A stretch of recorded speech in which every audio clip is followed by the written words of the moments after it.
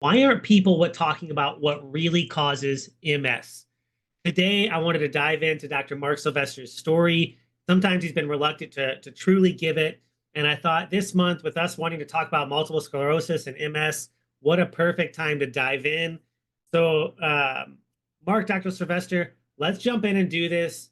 Uh, Give me a little bit of background, because at one point you were fully diagnosed, not like a clinical diagnosis, but like true lab findings, MRI findings. So we're going to jump into this, but let's just start at the beginning. Tell me about how things started for you. Well, yeah, this is a little close to home for me. My dad had MS, actually died from MS. Other close relatives with MS. Interestingly, they were all diagnosed at 35. So when I turned Mhm. 35, I thought, "Hey, I'm nervous I might get this," but for some reason made it through 35 with actually some early symptoms of MS, but didn't get full blown knockdown until a couple years after that. So I looking back, I presented very similar to other males, interestingly, in my family, and was eventually diagnosed, like you said, met all the criteria for MS. They could do look in your spinal fluid. They can look at MRIs. It's kind of the gold standard, and I certainly met all the criteria for that. But spoiler alert, I no longer have MS. And so I suspect that there's a good amount of people out there that have the syndrome that matches MS, but it's maybe caused by a known cause, which a lot of MS is idiopathic or possibly thought to be related to reactivation or a prodromal preceding their first MS symptoms with Epstein-Barr, the virus that causes mono. Yeah. And that's similar to how I presented, interestingly. So I'd say my some of my first symptoms were very just vague, fatigue, things that everyone would live with or see from time to time and be like, "Oh, I got to sleep more, I got to change my diet or work on hydration." But it continued to get worse and worse, and I got more of the physical signs and symptoms. I think a lot of times when we look at autoimmune conditions, but especially like the neurological or neuromuscular autoimmune conditions, really, if you tease out on a patient, you can see they were getting signs years beforehand, right? So like ALS cases or like multifocal motor neuropathy, a lot of times they'll have fasciculations, little muscle twitching years beforehand, and they'll attribute it to something else, like you said, dehydration, not enough electrolytes, they exercise too hard, but really they started years beforehand. Sometimes you can track it a couple of years, but for you, I know you got your first amalgam at 8, and then things really start. So if we really look back, I think we can kind of say like, hey, this really started back at like 8 years old. So walk us through some of that, some like the headaches and like the low blood sugar you're getting that was weird. Yeah, I mean, the first two, like 100% connected, obvious symptoms in retrospect, didn't know as an 8-year old what was going on. Was I did have my first silver filling, which contains a mercury amalgam material. And I began getting pyliths, tonsilloliths. Those are those little yellow pus balls in the Yeah, tonsil stones, they call them a lot. of the Mhm. tonsil stones. I was getting a lot of cold sores, aphthous ulcers, almost like hand, foot, and mouth disease. But a lot of kids can get that for various reasons. I definitely had a disproportionate amount of that. And then I started, like, what really caught my attention and slowed my 8-year-old self down was migraines, which I'd never experienced before in my life. And I literally thought I was one breath away from my head exploding and splattering on the wall. It was one of the most intense pain I'd experienced into my life. And then, like you said, I'd get episodes of hypoglycemia. So I might eat dinner and then 30 minutes later be shaking and dizzy and confused, and that was terrifying as a little kid. Oh uh, yeah. Whereas I'd been 100% health, flow grown, raised on the farm, proverbially speaking. That was scary. I just didn't connect what was going on, because who would have thought that these were Right. And so, in general, it's important for people to notice as part of the story. Like if you get odd collections of symptoms, it's easier for you yourself to explain them away, or mom and dad, or the doctor to explain them away. But if the basics don't fix it, you need to look deeper, right? So as you kind of moved into young adulthood, right? You started, I remember you telling me you're having a lot of digestive issues, but the thing that stood out to me that was sad was the constant friends joking about how bad your memory was. Yeah, I just thought I was honestly born that way because 8 years old is such a young age. I knew I thought very differently. My older brother was an engineer, and I identified a lot the way that he thought, and that's a little bit different than the way most people think. So I just assumed memory was not one of my fortes. I'd have periods where I'd play Zelda or Atari or whatever with friends, and it was striking because I realized they could remember where all the levels were, and they'd be like, "Oh no, you go up 3 screens and two to the left, it's right past the cactus." And I'm thinking like, it's not like I don't have a mind's eye. I just didn't have that memory like a taxi driver. I thought that I didn't know what to think of it. I knew I was different Yeah. in that regard, and it probably shaped how I learned and approached and consumed information.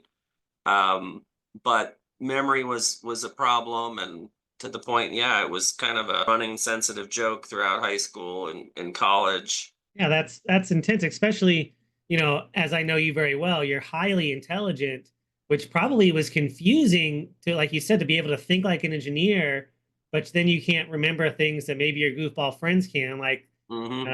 video game layouts. Yeah, and that was kind of the main symptom at that point. Like I didn't have mental fatigue, like you said. I was able to learn. I don't think I needed to try harder, but I Mhm. somehow compensated for what I would consider to be like a really active or even overly active working memory compared to my peers. It was just not quite as good in hindsight.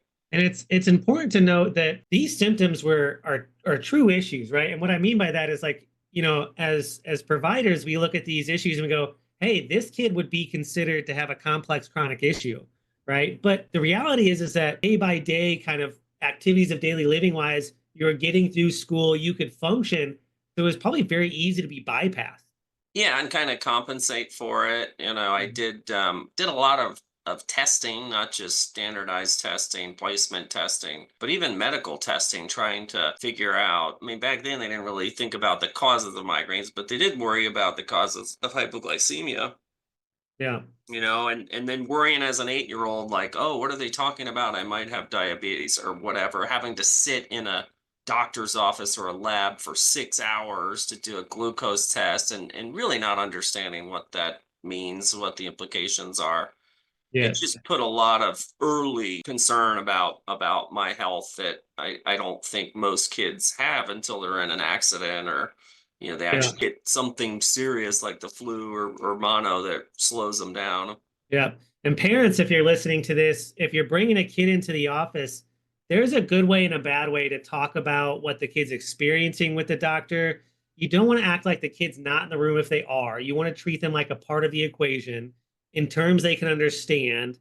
But also, especially if there's a neurobehavioral component, don't complain about the kid to the doctor in front of the kid, right? You create a secondary complex, which really there's probably some trauma responses in some ways, or at least some stress responses that were encoded for you, not just through the doctors, but having that sort of thing, like you said, shaking episodes from eating dinner, that makes dinner unsafe, right? That sort of stuff can be scary. And I think in that same idea, I see this more in my male patients, but it happens at both. If somebody has a family members that got sick at the same age and all got sick of the same thing, like grandpa and dad died at 55 of heart attacks, you do get a pretty big fear response broaching that age. So, both your brother and dad getting diagnosed with MS at 35, you approaching that kind of decently in the clear. Talk about what happened after that, though. Like your heat crashes, which are a major MS sign, right? You're getting the fatigue and the clumsiness. Jump into that a bit. Yeah, I mean that was later in my life. I mean, once we couldn't really find the cause of the migraines, it was just like, well, you got migraines. Interestingly, I didn't wasn't really diagnosed with migraines until college, but that's a separate uh story because they were clearly basic migraines.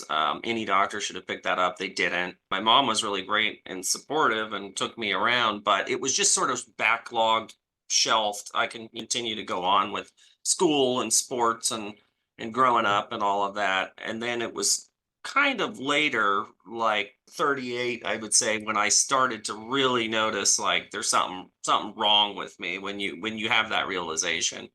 Just a lot of muscle wasting, unusual amount of fatigue, ataxia and incoordination issues. If people aren't familiar, tell them what that looks like. Like, what did that look like in a daily life for you? Well, I'd get clumsy, I'd drop things, or trying to put a key in a lock, it would be all kind of all over the place, almost like you're drunk, but without the feeling or the impairment. But you would still feel like a neuro exam or Yeah. even a field sobriety test. You can get um, changes in the motion of your eyes. I was getting a lot of muscle fasciculations, so that's not a cramp. It's not a Charlie horse. It's kind of its own unusual neurologic sign Yeah. that's usually associated with neurologic illness. Um, Memory got worse, headaches got worse, body aches, appetite. You know, another kind of running joke for me in college on was food just makes me sick. I became multiply chemical sensitive, Yeah. predominantly to seed oils and sulfur containing foods. But it was hard to make that connection and track that because so little is commonly known and talked about in this area.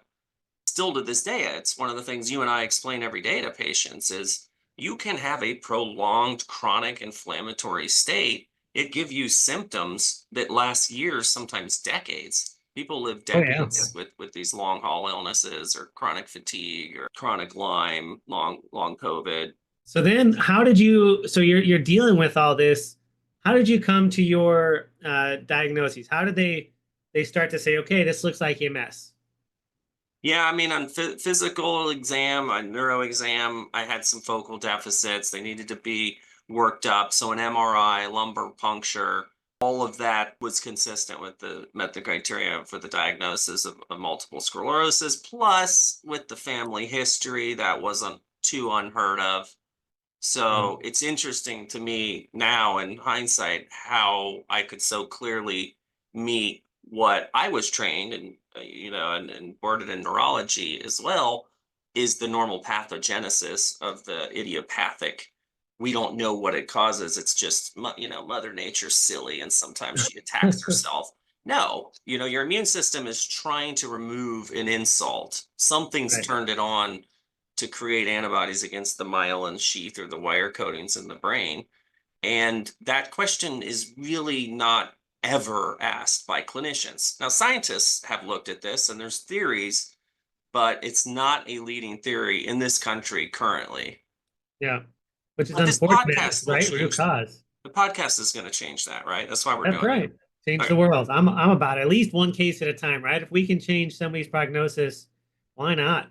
I know at this time frame, one of the big scary things you were dealing with, and when you guys were telling me this story, like, the big thing that caught my eyes is being a dad and you having all the kiddos is how scary this can be because you had some seizures, but one happened around a holiday, which really, I think, if I recall correctly, kind of set off like this. We need to figure this out. So tell me about that a bit.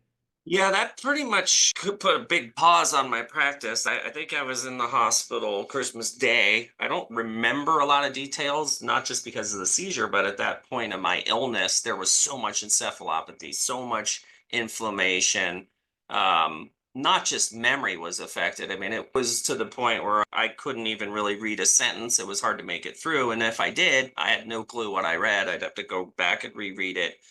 Concepts like multitasking, forget it. Mental resiliency was very low. I had that physical exertional fatigue, but also a mental exertional fatigue. And it was clear that there was something seriously wrong, regardless of the diagnosis. And then you're looking at prognosis. And that was what Yeah. was scarier because yeah, I still have young kids, but they were really young back then. And the thought and trying to hide that honestly from them so that they didn't see me struggle or see me sick. I lost a tremendous amount of weight, so that was concerning to not just patients but colleagues too. Like, geez, I hope he doesn't have cancer, or they didn't Oh yeah. totally know what was going on. that pretty much caught my attention that we need to find out exactly what's going on. There were aspects of my diagnosis, even in that state, that did not sit well with me. And maybe some of that was denial because of, some family trauma, and thinking, hey, wow, this is just what my dad went through and I'm going to die like he is. But I didn't accept that diagnosis, which is unusual. I'm Yeah, grateful that I didn't. But that's really agreed. probably when I turned the journey of like, well, there's got to be other answers. There's got to be other factors, complementary alternative things that we can do. Yeah. And so began the journey. And long story short, thanks to my wife and primary care and a number of other people that had thought, well, I shouldn't say primary care, thought outside the box, but was willing to go along with this sort of during a more comprehensive, integrative type of workup. Did I get a call from the Department of Health and the CDC wondering where I was getting such toxic levels of mercury from? Right, because your wife convinced your primary to run a blood test for heavy metals, right? Yeah, like it was a basic heavy metal screening panel, which is, as we know, not the best place to look. But if you're toxic enough at that moment, it will ding a test. In this case, a mandatory reported test. A lot of people Yeah, don't know that your medical care is private, but there are certain public health things like HIV or a heavy metal panel. They care about that because if there's a spill, a chemical spill, or a industrial accident, they want to catch it as soon as possible. And so there are systems that certain tests get kicked up automatically with or without your consent to a higher level. And man, yours my was case, high that enough happened. that your PCP had to report it. Your mercury levels were high enough that the PCP, your primary, had to call the CDC and say, "Hey, The lab, the lab yeah." actually Oh, the did it. The lab called primary it. didn't. Okay. That was even Yeah, before it was above the primary's head. So yeah, it's just like an HIV test. The lab yeah, will report that for protected health, public health initiatives. yeah.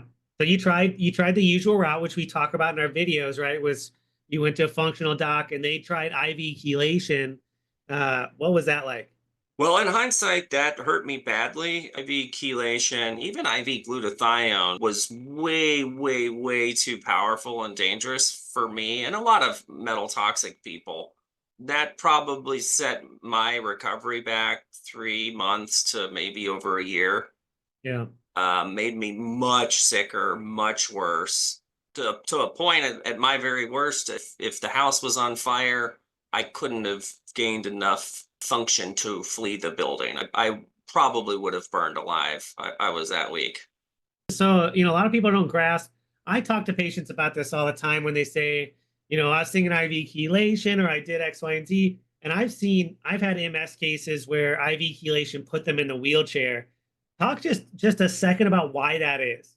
Oh, what you now know and what we've learned is if you think of a toxin or biotoxic illness presentation, and the body is a sponge, you get this a level of toxicity, the toxicokinetic burden, if you will, comes to a point that in each person it's functionally different and it kind of grinds them to a halt. So it's not unlike if I had a full cup of water. It doesn't take much to spill it out. Any bump to the Yeah, physiology can dump it into the bloodstream and give you acute symptoms. Whereas you're born with an empty cup, you can not pay attention, you can walk around, people can bump into you. But when it gets full, all your attention's on that. You're trying to walk funny, and anybody bumps, you get this. You essentially poison yourself with your own body's stores. And yeah, that's what was happening to me. So if I ate a bunch of broccoli, asparagus, all the stuff that you read on the internet, spirulina, chlorella, turmeric, they're good for you. They're what you should do for metal detox. That would make me much, much worse. And so yeah, what was happening during IV chelation or even IV glutathione or even oral glutathione for that matter, I was taking my body's sponge and the collection of probably heavy metals that have been accumulating through environment, vaccines, amalgams, and I had a bunch of vaccines in college on a high titer Hep B program, and it's leaching it out of my system and poisoning with me with my yeah. own body's stores. You're like repoisoning yourself over and over. Yeah. So at that point, is that kind of when you started to think like really like accept that thought that you had in the back of your head? What if this isn't MS? I think when the heavy metal thing came on, it gave me a possible out. Like, well, Yeah. that's not normal. That's got to at least make it worse. Or I wonder if that's, correlated. Or God, would that be amazing if that was somehow causal or triggered the illness? And maybe, I know I'm stuck with it for life. At least I thought I was at the time. Maybe if I could take some of the toxic burden off myself and eat better, and maybe my symptoms wouldn't be as bad. I don't smoke, drink, but ultra processed foods. I knew foods made me sick. I knew there was a lot of multiple chemical sensitivity. So trying to adapt to all of those things that I knew made me worse would help me feel better. And this heavy metal thing was kind of an interesting one that I didn't know any. I mean, I had the same training as any allopath, and my primary care doctor is a great doctor, but he looked at me and was like, I don't know what to tell you. Like, don't eat Yeah. sushi. I don't remember what I'm I would supposed say to. toxicologists are even almost as bad. Yeah. Yeah. Well, mercury's a weird metal, as you know, because it's very difficult to directly measure, not just in the blood, but we tend to like to look at mineral analysis in the hair. And that's not the best place to look for it either directly. It's one of those metals that's kind of a phantom. And I think it's part of why in this country, in this time, it's still way under recognized, appreciated, and a lot of times hotly debated.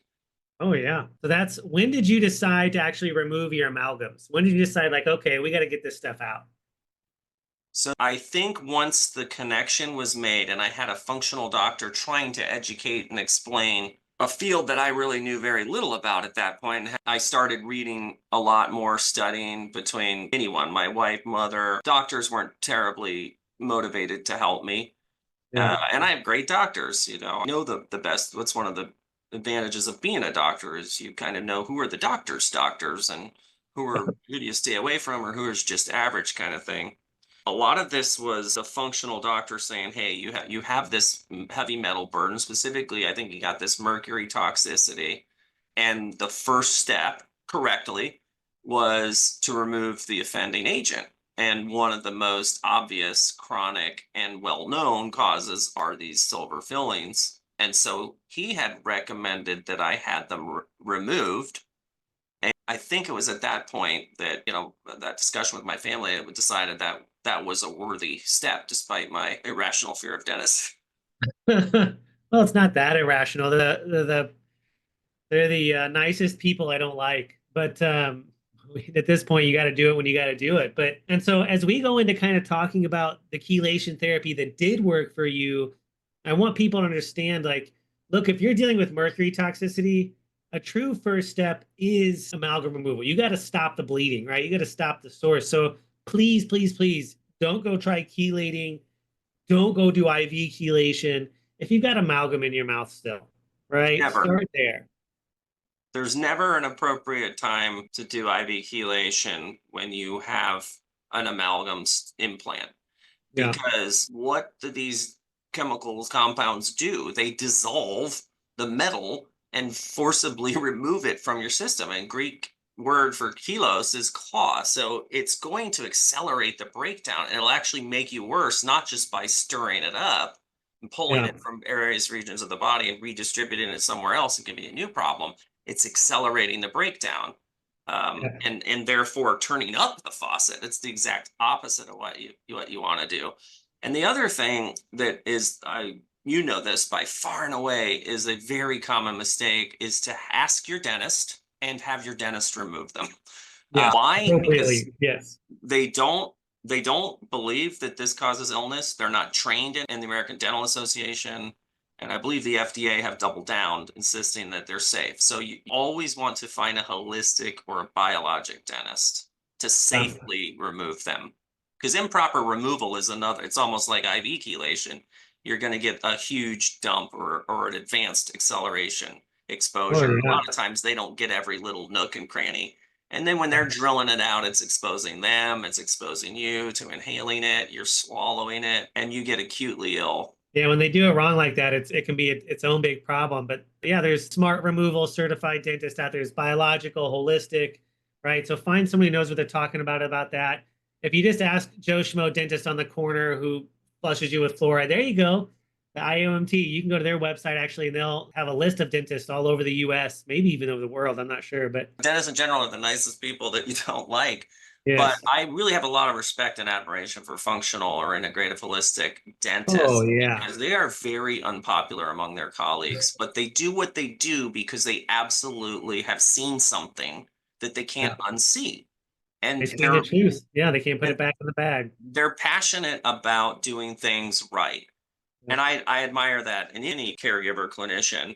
And so they're all very well trained in the safest way to remove them, to not again poison you with your own body stores. Because a lot of people don't know, if we could aerosolize or mobilize one amalgam, it would kill everyone in this building. Like, Yes. this Oh, is yeah. toxic stuff. Yeah. So obviously now you're healthy and handsome. So let's talk And about how work we out. got there. And so a big one, which we call it that low dose, high frequency chelation, which is so different than IV chelation. But that's the real founder and pioneer that originally was Andrew Cutler, Andy Cutler, the PhD. Talk about kind of corresponding with him, how you found him, and I know kind of when we talked last time, you were like, "Look, I just followed the protocol and I felt better." So talk a little about that. Yeah, so one thing that was nice about Andy was he had tried to sound the alarm on this. He was a biochemist and an engineer, and so he understood the physiology of the body, which doctors have training in. But he thought like an engineer, which interestingly is very similar to how functional doctors think. They always want to understand root cause. Why is this person sick? And they always want to understand um, what's the intervention that can cure this. So if Yes. we find the cause, we have a chance at not only appropriately treating the symptoms and supporting them, but of it not returning or curing. And in my case, that's exactly what happened. Yeah. And of course it begs a much bigger question: what percentage of these neurologic illnesses are primarily due to some sort of toxic insult on the body, either acute or chronic, and triggering the disease or sustaining one? Yep. 100%. So At this point now, any of those neurodegenerative or neuromuscular, really any neurological disease, in our clinic, we run a hair test, which we'll talk about to see because so many of them, not all of them, of course, but a very high percentage have some version of heavy metals, very often mercury at the root. yeah, and Andy, he's another really brave guy because this was back in the 90s. I've got some books around here somewhere, but he wrote a really great one of his first books. It's kind of more of a manuscript. And it was an interesting book because like a third of it was to biochemists, a third was to functional doctors, and a third was to like scientists. Yeah, Yeah, so you can so see that it one very that much. one's literally Yeah, called Amalgam. Yeah, that's my original copy. it is. Yeah, you Oh, sent that's all that to right. me. That'll tell you a lot about my story, all the notes in the side. But yeah, Andy was brilliant in connecting the toxicokinetics of mercury specifically. Now he went on to understand a lot more about other toxic exposures, but really the amalgam illness was the first, I think, authoritative text that certainly convinced me as an allopath, someone Yeah, living with this, and then eventually in the functional world, that amalgams may be triggering a lot of illnesses, not just neurologic, but he goes on to talk about cancers and and thyroid disease and how this inflammatory toxic metal gets into your lymph nodes and your jaw and your tongue and your gums down through the thyroglossal ducts and your thyroid and breast tissue. yeah. There are studies showing the laterality of an amalgam and a breast cancer being at over 90%. It's a factor in a lot of illnesses that we just as a medical culture don't fully appreciate and understand. So for him to get that 30 years ago, authoritatively say why and convince a skeptic engineer like me was a profound thing. And he was just a lovely human being and accessible by phone and email, and internet wasn't big in the 90s, but much later there's chat rooms, there's an excellent closed Oh, yeah. Facebook group and the ACE protocol. He really gave a ton of information away for free out of the kindness of his heart, Mhm. the generosity, just to get the message out there. And guys, as we talk a little bit more about the treatment that Dr. Sylvester did and that part of the way Andy Cutler prescribed, you guys, you can go check out our other alt psych podcast on hair testing because that's one of the big keys. Is this a factor for you? Does this sound like something you're dealing with? Do you want to know if it is? Check out the podcast on hair testing, and then we'll talk about how to get a hold of Dr. Sylvester to figure out if that's it. So, Okay, so you did a hair test, right? Yep. And then you started the Cutler protocol. Give the elevator speech on what the Cutler protocol was or is. Well, so it was a rubric, an organized approach to a chelation protocol. It always starts with one appropriately finding it, because that's its own challenge. Still to this day, I have to educate doctors and patients alike that it's like finding a black hole or a exoplanet, that it can't be directly measured in a reliable way that predicts or correlates with the total body burden, but with the inference of its presence and its amount, not its location. Unfortunately, we still don't know that. It is based on the perturbation of other mineral management system and a signature footprint. And that's essentially what the ACC diagnostic protocol was. The Yeah, treatment protocol had to do with, once appropriately diagnosed, removing the offending agent, supporting the natural terrain of the body, which has been significantly altered if you're sick. Like you yeah, said, these hair analysis will show all kinds of arrangements that, low blood sugar, for instance. If yeah, they would have checked my chromium levels when I was 8 years old, they would have found that they were depleted because mercury had pushed out chromium, which has to do with insulin resistance and helping glucose getting utilized in the cell and so on. Selenium, molybdenum, a lot what we talk about in that hair test. And then the next stage after that was actively trying to claw or pull this out of the system while supporting the process, because it can be uncomfortable for some people. And that could be anything from oral supplements, that could be behavioral modifications like lifestyle things, it could be infrared saunas for detoxing through the skin, it can be IV vitamin C and other IV support, not IV chelation, but IV support, really good hydration, moving bile and bowel, stuff like that. So if we really kind of hone in what the protocol is, and I know you and I have talked, we share a lot of clients and patients together, so you really refined this process, but essentially it's testing, figuring out what the issue is and what the issue is causing the body. So the great thing about the hair test is, like when you're talking about chromium, you can see what minerals that like mercury or other toxins have deranged. So, testing if you have amalgams, working to get them removed and removing the offending agent, right? So stopping seafood, whatever it is, right? Don't be chewing on mercury thermometers. Quit busting fluorescent bulbs. Don't do that. All right. And then so removing the offending agent and then preparing the body, right? So like you said, if there's mineral imbalances, correcting those, correcting the terrain, getting the body ready to detox. And then when needed, then start the chelation process. Talk just briefly about the importance of the half-life. And that's the real danger twofold of IV chelation is it misses the half-life and the dose is too crazy and they didn't prepare anybody. But instead talk about why does Andy, or did, because I know he's passed now, why did he recommend the half-life, and talk just a little bit about that. Well, from a practitioner standpoint, compliance is a big issue, not just trying to educate people against the dogma, against their medical refugee status and not trusting anyone, against essentially a new understanding of toxicokinetics and biotoxin illness and multiple chemical sensitivity and a lot of these chronic illnesses. You've got to start with what's going to move the needle with that patient. Meaning, I could give them the best chelating agent once we get to that stage. And if they can't tolerate it or they can't remember to take it correctly, I can make them worse, just like Uh, IV chelation. So, half-life of chelators is really important. Some cross the blood-brain barrier, some don't. So I separate it there.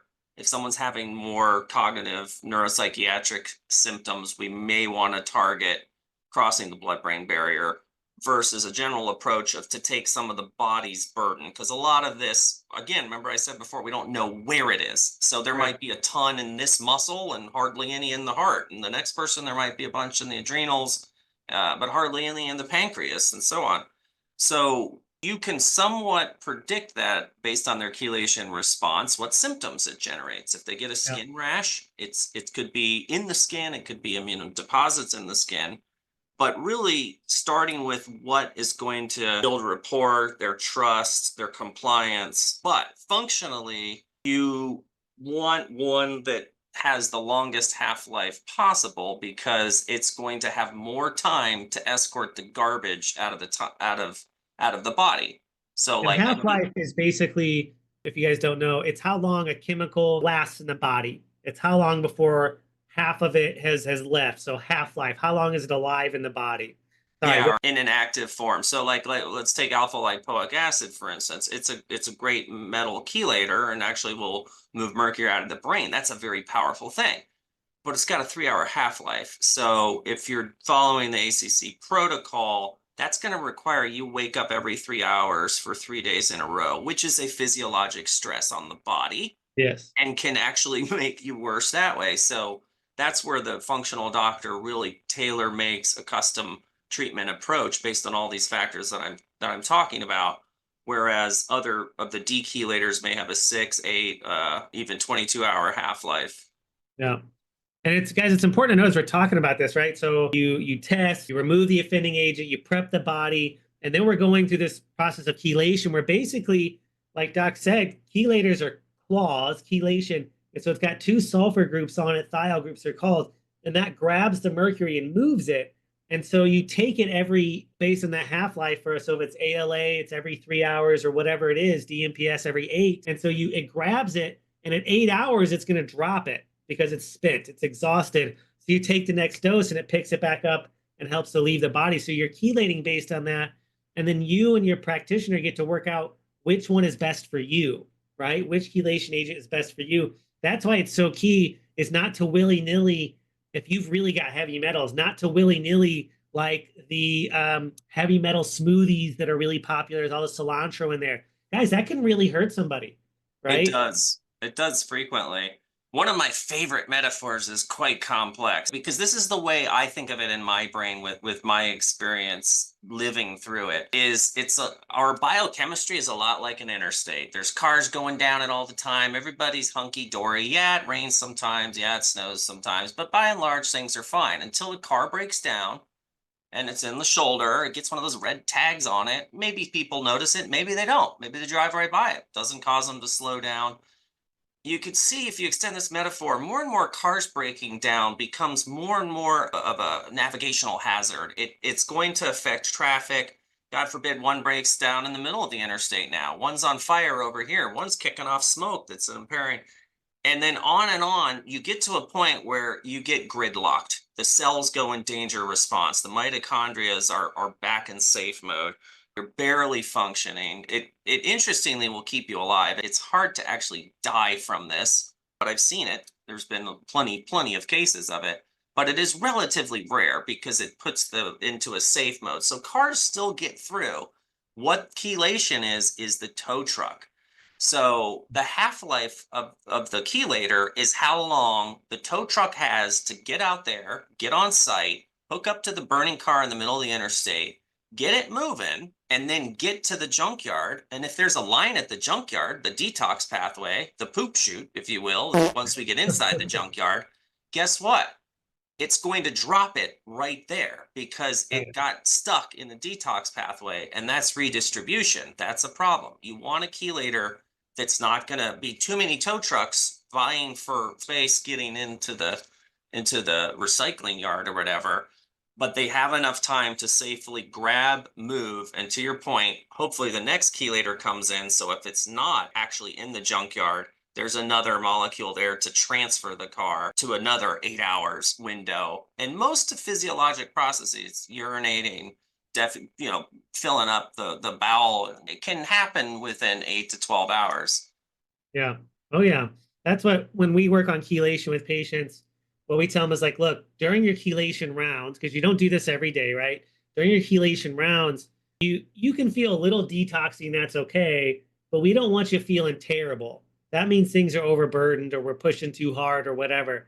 And so really, guys, if you get this right, it might feel a little detoxy, but it should feel more like maybe nothing or just a little run down rather than real rough. So you went through this yourself, right? You had Andy help you, and now you've honed in on it with your tried and true processes. Which, by the way, guys, if you think this might be you, Dr. Mark has put together a system to deal with this. You can check it out at MindBody's website, mbmfl.com. He works with clients all over the country and the world dealing with these heavy metals. So he's got a tried and true program on there you can look at. That's fantastic.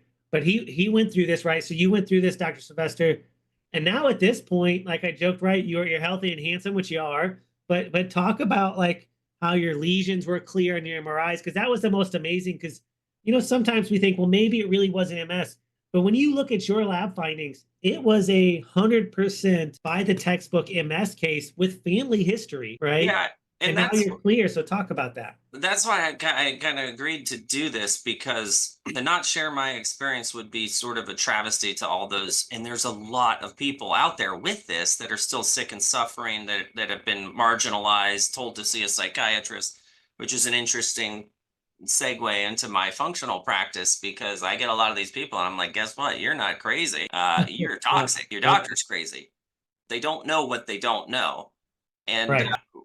what's amazing is all of that reversed. All of that, the lesions, the oligoclonal bands, all of the, I didn't talk about eye floaters were a common thing, the fasciculations, all of my gut sensitivity, the leaky gut, all of the syndromes that kind of go along with it. And then, it weakens your immune system.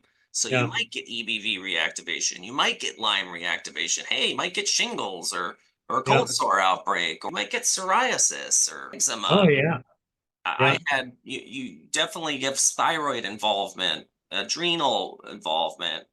So all of that reversed. It was big when I remember when you and I were talking one time, we were going down the list. It was like, look, migraines gone, Yep. blackouts gone, seizures gone, Yeah. ability to eat, MCS, multiple chemical sensitivity gone, right? So like Yep. all these things. And then the reality is you meet none of the MS diagnosable factors anymore as well. Like you said, the MRI, the labs, all back to normal, which is unheard of. And so, somebody might say, which is the most amazing part to me, that like, well, maybe you didn't have MS. You were so MS by the labs and all of the gold standard factors, and that this reversed so much. And we see the clinic here, Parkinson's improve when they get rid of this. With mercury, a big one is like people with mast cell activation and histamine intolerance. Mercury will 100% trigger that. And so we see that improve when you get that stuff out of there. Yeah, especially the neurological and neuropsychiatric illnesses. Just over the course of my career, I've been really shocked at how much toxicity is either fully causal or definitely compounding their treatment, or their diagnosis, or their presentation, the level of toxicity that they live with. So if you have been diagnosed with any neurologic illness, whether that's MS, Parkinson's, any of the cognitive memory disorders, any of the more exotic neurologic illnesses that are idiopathic and kind of unknown, unexplained, you mentioned NMN, supranuclear palsy. They go on and on and on. ALS. Yeah. You should have a toxic workup to rule that out as either contributing to your symptoms or the cause of your illness, as it was in my case. Right. And what's interesting for people to think about when you talk about toxicity is that, mercury itself, which we talk about in the hair test, depletes a ton of minerals. So like if you're somebody who has to take a ridiculous amount of B12, you're somebody who has to take a ridiculous, because mercury will move cobalt, right? Or you got constant blood sugar issues. So even when I ran my hair test, for a while, my blood sugar was high despite my diet, exercise, my insulin was low. So I didn't have insulin resistance and I didn't respond poorly to meals, but my resting blood sugar was always high. I was chromium deficient in my hair, right? And so while I can take more chromium, the key is why are you deficient? And mercury and toxins are a big one, that they displace those minerals, those nutrients. So if you're having to take a ton of a nutrient, it's not just deficiency, there's something driving that.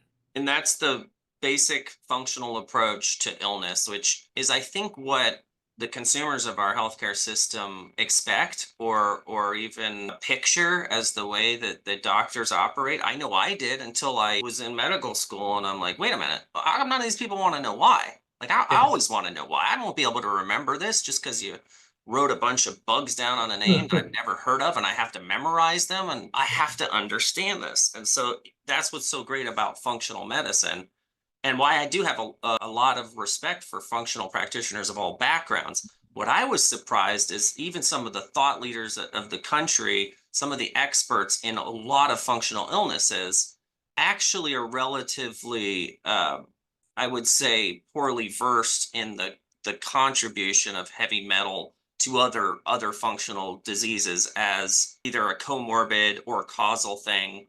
Like, how many cases have you seen of chronic mold or chronic Lyme or long haul COVID that they might get better?